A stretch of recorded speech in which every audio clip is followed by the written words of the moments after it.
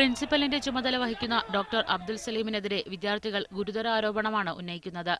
ലൈംഗിക ചുവയോടെ സംസാരിക്കുന്നു എന്നാണ് വിദ്യാർത്ഥികളുടെ ആരോപണം. ഞങ്ങൾ യൂസ് ചെയ്യുന്ന സോപ്പ് ഏതാണ്? ഞങ്ങൾ എന്തിനാണ് അവിടെ ഗ്ലൗസ് യൂസ് ചെയ്യുന്നത്, ബ്ലേഡ് യൂസ് ചെയ്യുന്നത്?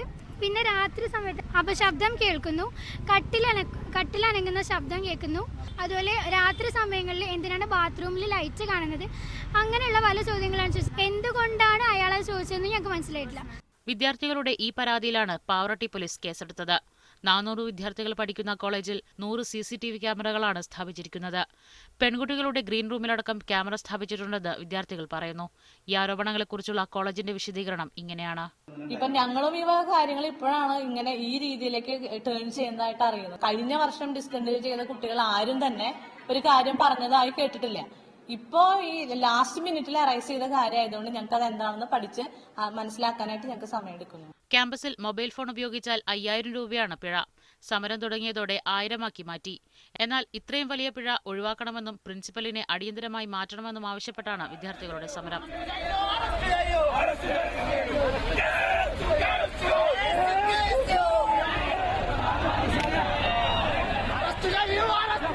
മീഡിയ 1 തൃശൂർ.